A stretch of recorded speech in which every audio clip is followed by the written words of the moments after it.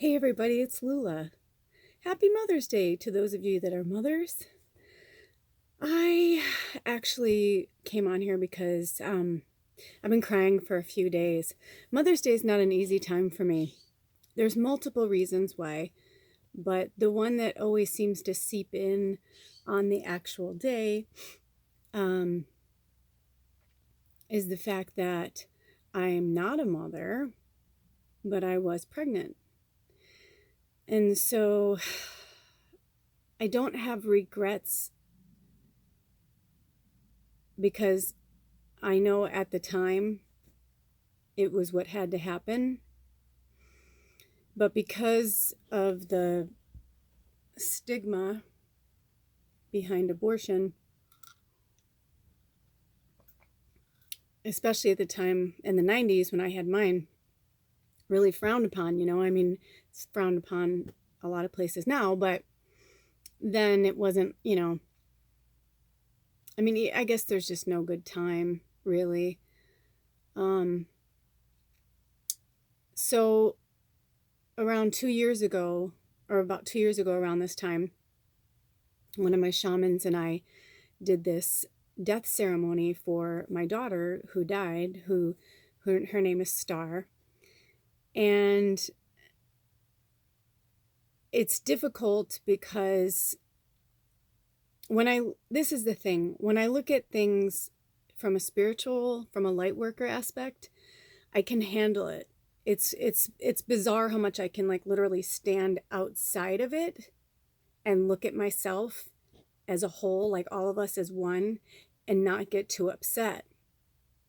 But if I go into the memories of it, if I go into the cellular memory of it, the loss, the physical loss of it, gosh, I was wondering if I would cry. I was hoping I wouldn't. I feel like Mother's Day is a different place for some people.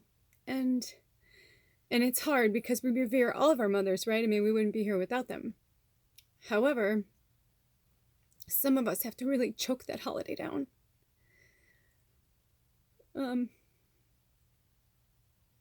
I was really in love with my husband. We weren't married yet. But all this weird shit started happening to me. I fainted at work. It was really weird. It happened during a really busy time. I think it was a Friday or Saturday night. It was really busy. And I was in the back and we made our own desserts. And all I remember is being like, what the, and like, I just remember being on the floor and I remember a bunch of people above me and my one friend being like, dude, you fucking freaked me out. Like, you literally just like, we're talking 1 minute and then she goes, you just looked at me and you just fell. She's like, it was crazy. And I was like, shit. And we just thought maybe I was overtired. I was young, I was 24. So I was like working all the time and partying and you know what I mean? Like, so I didn't really think anything of it at first. When it happened again, and it started to happen, and I was having these weird things where I felt like I was going to pass out, or I was like, something's wrong. So I went to the doctor, and they're like, you're fine. And I went to the gynecologist, and I needed to go anyway. And she said, you have cervical dysplasia. And I was like, I don't know what that is. And it was, now it's so prevalent, but at the time, again, it was something people didn't talk about. But she was like, a lot of women actually have this. And she's like, asked me all these questions about my sex life and did I have sex young and all this stuff. And I was like, yes. And long story short, I was at the beginning stages of cancer. And she said, we're going to have surgery, we'll have it on this day, blah, blah, blah. She told me not to have sex, not to, she's like, we don't want anything to happen. I was like, no, I'm sure I'll be fine. Well, I was stupid and had sex with my boyfriend who became my husband. And I started having sex when I was 15. So from the time I was 15 till I was 24, I never got pregnant. Call it luck, call it, whatever. I wasn't very graceful and I was not very respectful of my body back then. I was going through a lot of shit, and my parents divorced when I was a preteen, and it was just, I had a really rough time during my teenage years. And I guess I thought I was invincible, as you do when you're 24. And I went in and they were going to prep me for surgery, and she said, "You're fucking pregnant." And I said, "No way, I only had sex once and we were careful." And she's like, "It only takes once, honey." And she was kind of pissed at me, actually. And I said, "Well, I'm just gonna have to keep it, you know?" And she's like, "You can't keep it." She's like, "Do you know what could happen in 9 months from now?" She's like, "This cancer can grow so fast." She's like, "You don't even understand." And she's like, "You know, even if the baby made it, or she was most likely would miscarry, and that's just a really stressful thing." And I was just like, "Well, I love him."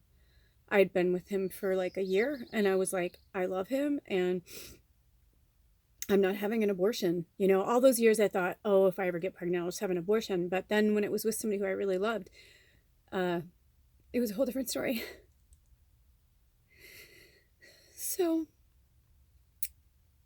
the worst part was they couldn't give me an abortion until I was 8 weeks. She was going to try for 6, but she said, "It's actually better if you're 8. I was about 2 weeks pregnant when she figured it out.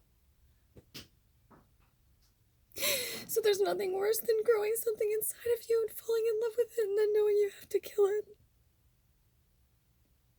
I haven't shared this story with many people.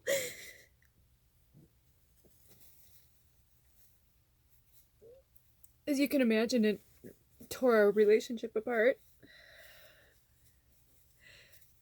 And when I was getting scheduled for the abortion,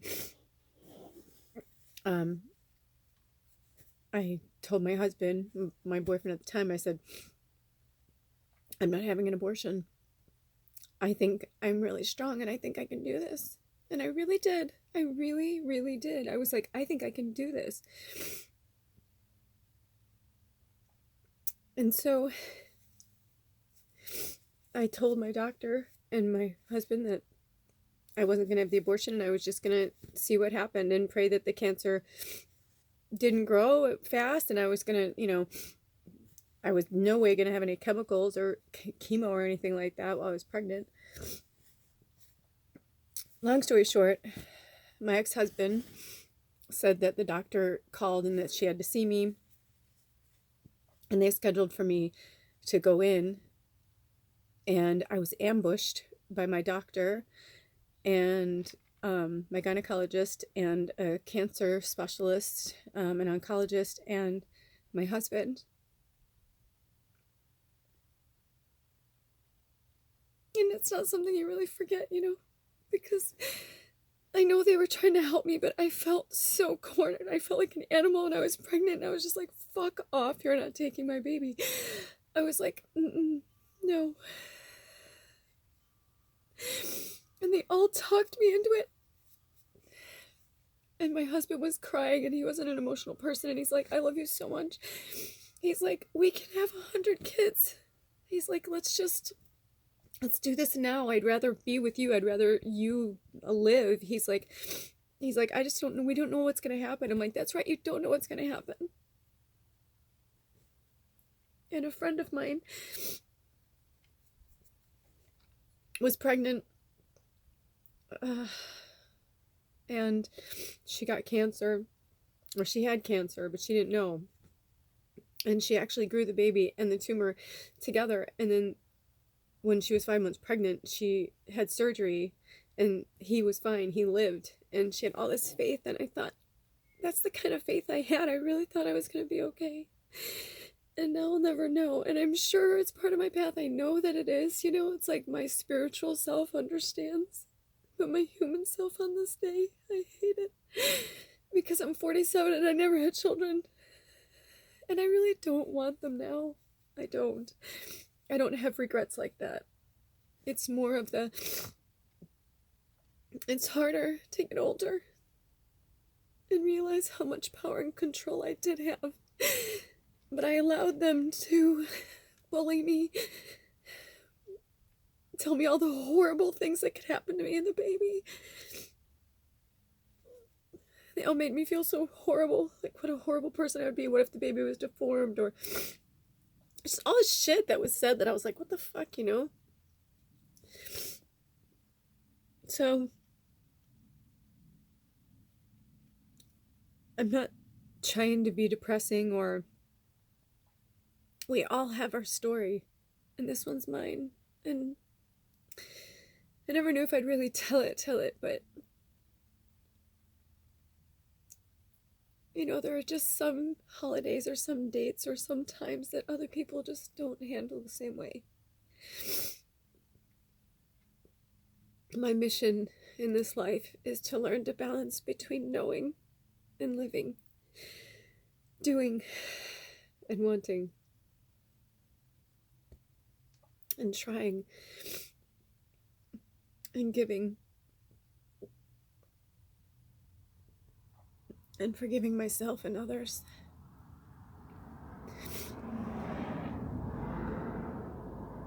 And I didn't know if I was going to say this part either, but here goes. I went this far.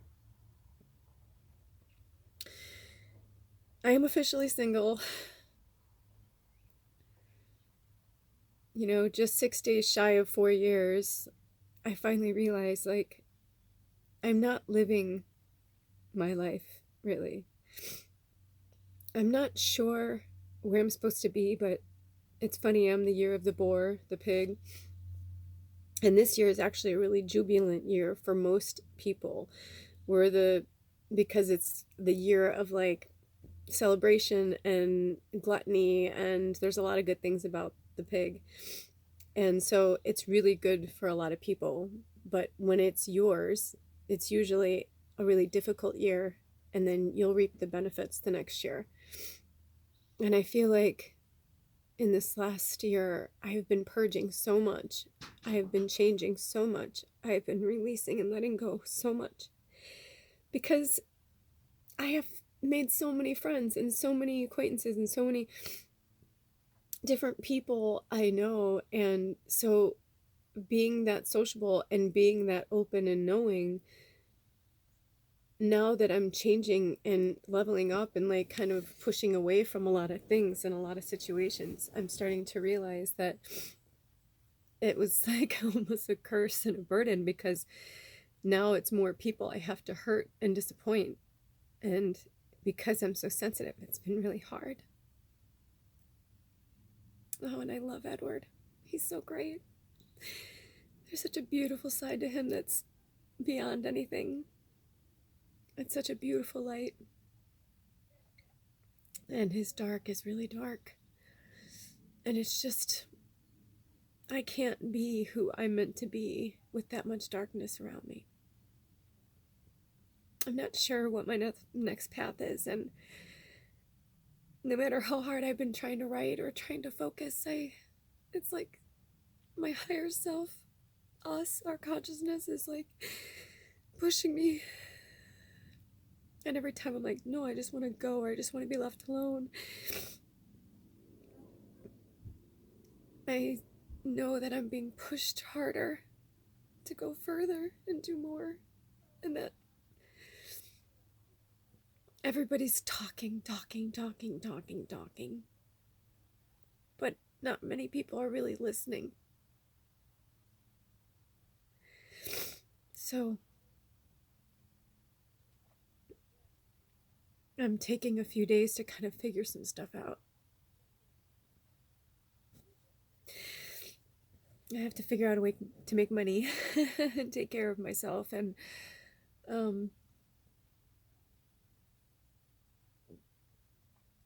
I love Big Camper, and she's been so fun. And you know what's funny?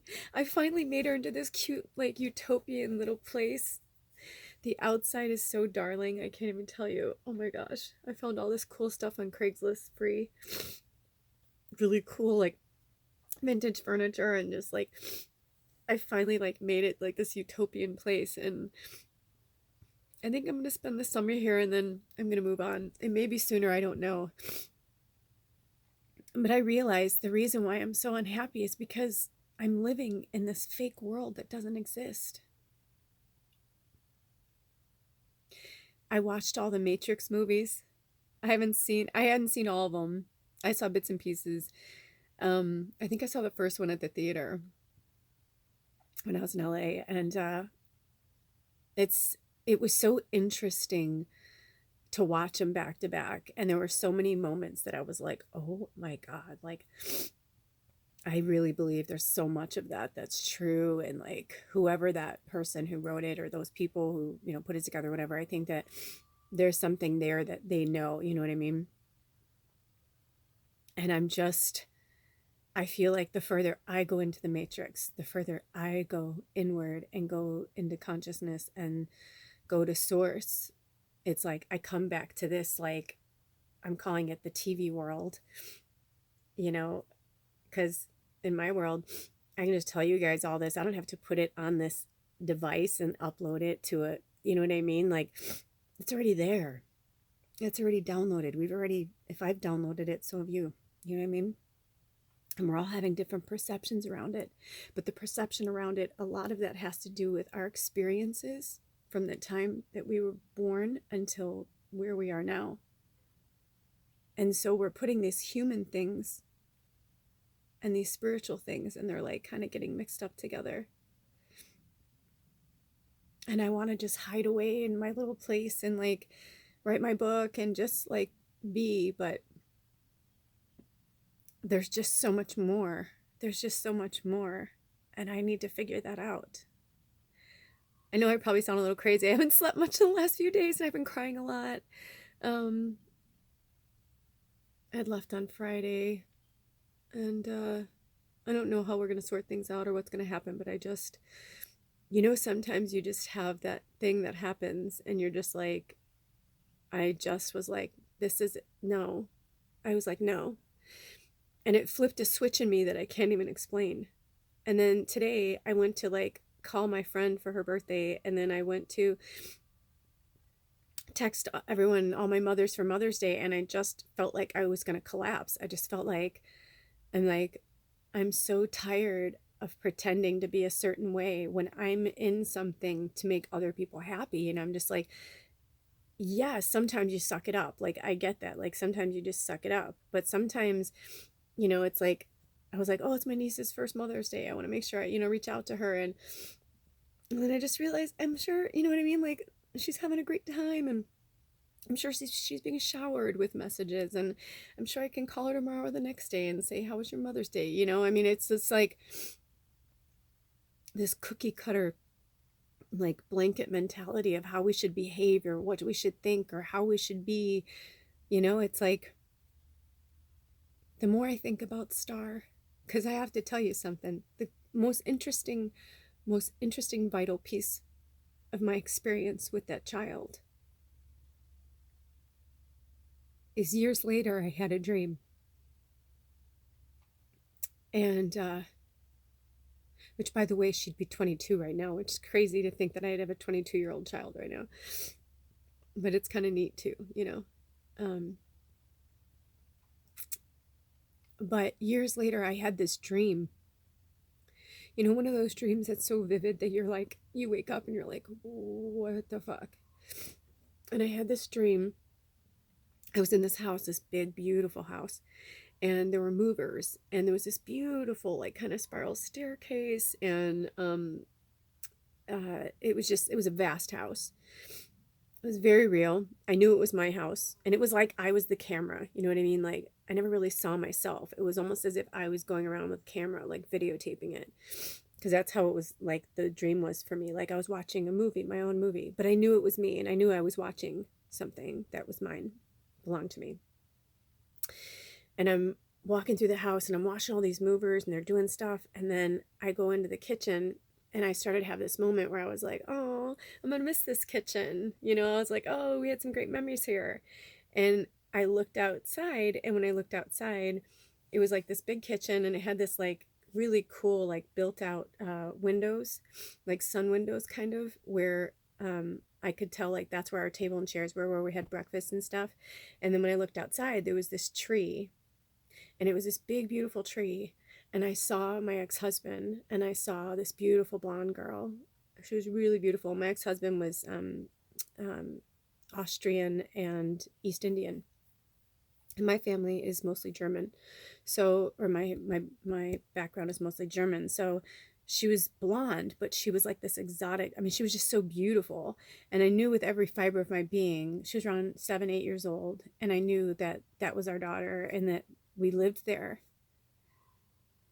And I just remember having this real sad feeling when I woke up, because I was like, it was like a different dimension or something. And that was real. And I knew it was real. And it was like, that was our daughter. And that was us. And we had money and this beautiful life. And we were moving somewhere else. I don't know where we were moving, but we were really happy, like ecstatically happy. And from that moment on, I realized something was different. And that I was in an existence that really wasn't mine. Or that was one that was really difficult for me to be in. At the time, my ex-husband and I were still friends after our divorce. We were friends for a long time. And I called him and I had to tell him about it because I was like, it was so vivid, dude. And I was like telling him about it, what she looked like. And then I started having these like things about her that I couldn't really explain. And I didn't really talk about it with many people. And then a few years ago, my shaman and I worked through it together. And I said her name is Star. And I just knew. I can't explain it. She'd been my daughter before. It was my choice. That was like that fork in the road, kind of thing. That was my choice. That's what I chose. So all these moments and all these dreams and visions I started having about her and this other life, I think I just started to realize in this one that it was going to be a lot of lessons. There was going to be a lot of things I was going to have to learn, and I had to trust it even when it was really hard. And that's how I feel right now. I feel like this year's really hard because it's another death. And I'm so grateful. I'm so grateful for this life. I mean, I had a wonderful 4 years with Ed. It was rough. It was really hard. And we both dealt with a lot of our addictions and our family stuff and our dramas. And like, we worked through so much together, and I'm really proud of us. But I just feel like at this point anyway, I have to be alone because I'm choking. His darkness is literally choking me. And I'm proud of him for doing the work, and I'm proud of him for trying to, help himself. But there are just some things that some people, it takes longer for them to let go. And I love him so much. And if we were married, I would divorce him, just because I know that sometimes you get to a point where love really isn't enough. Not if it's challenging and hurting your life. There's only so much we can each give of ourselves to another person to help them. And then we have to move on, because I feel like I'm in a holding pattern, and I feel like I've been in a holding pattern for a while. I've learned a lot in that holding pattern. And just like I said, the forks in the road, I could have left a year ago. I could have left 6 months ago. But I was like, no, I'm going to hang in there. I'm going to hang in there. I'm going to hang in there. And with each thing, I learned more about myself, because anything that's really dark in somebody else that we're drawn to, it's just a part of us that needs it, that needs to learn from it, that needs to grow from it. So I'm in gratitude for him and for this and for all of the challenges. And without my mother, I wouldn't be here. Without Gaia, we wouldn't have this planet. I mean, I go through periods where I just am so angry and I want to go, because I'm really tired and I don't want to do this. And this is the most tumultuous time this planet's ever seen, as far as we can tell, as far as we can remember, as far as we're all consciously remembering it. If it was worse before, maybe we blocked it out. But I know that the next 20 years are going to be amazing, so I kind of want to get through it. I know we're at the real end of the muck. Um, but some days and some weeks are harder to hold on. I think I would flourish better. I just flourish better by myself. And I know that pain of being alone, and I know that pain of feeling alone. But the truth is, we're never alone. We are never ever alone. And I would rather have 100% of somebody and we grow together than to have glimmers of the good stuff and existing with the bad. We have to do what we have to do. And for those of you who stick in there, I applaud you, but I'm an empath and I don't want to work this hard to be this happy in my own house. And as much as I love having my own house, I don't even know if that's where I'm supposed to be right now. When I see this and I see what we've done with the outside and how much we've changed the inside and got this beautiful new furniture, and that's what's killing me, is like, I feel like we finally got to this place where we're like in a really good place. Or so I thought, we were gaining momentum. And some people, that frightens them. Success frightens them till they run from it. When they're really happy and they're used to being miserable, or they've been conditioned to feel miserable, they run back to the misery. It's just because that's all they know. Some people thrive on drama. They have to live on drama. I thought I used to have to live that way. Those 6 weeks that I spent in Portland were one of the most dearest gifts I've ever been given, because so much amazing things happened when I was alone. And I didn't have, I saw him and whatever, but I didn't have to contend with the everyday stuff. When I saw him while I was gone, we were excited to see each other, Anyway, I said nothing and I said everything. This was a hard one, but I felt like Star's story needed to be told. And all I know is that I felt a life inside of me. I know what it feels like to grow a life inside of me. So be tender, because you have no idea. You may think that somebody doesn't have children or that they never have been pregnant, but you don't know. Some people have miscarriages and don't even tell people they're pregnant because maybe they know it's going to be high risk or something. We just have to be really tender.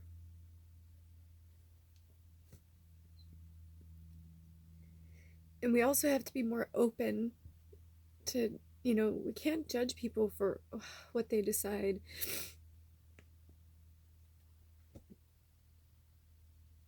Anyway, I had no idea I was going to get this emotional or this was going to happen. But I'm letting it happen because I feel like there are a lot of women like me, and men even, their girlfriend, their wife, their partner, they struggle with them, they suffer in silence with them. Some holidays just aren't happy for everybody. Yeah. Well, I'm going to do my best to figure some things out. If you have any suggestions, leave some messages on the bottom of anything you'd be interested in, classes, I really feel like my next thing is to teach. And I've been sitting with Spirit the last 24 hours in different increments, asking like, what's my next move? What should I do? There's this place down the street that's hiring that everybody talks about. And I was like, and I keep hearing no. And I'm like, to me, I think it's easy. I'll go and get a job there. It'd be so easy. It's a cute little organic pizza place. It's local. It's down the street. I can walk there if I don't want to take a bus. And I just got this no. Like, no. And I'm just like, ugh. So it's not that I don't want to do the spirit work, but I think there's just a part of me right now that like needs a different kind of busy work. But that would be me going back to a life that doesn't serve me anymore, right?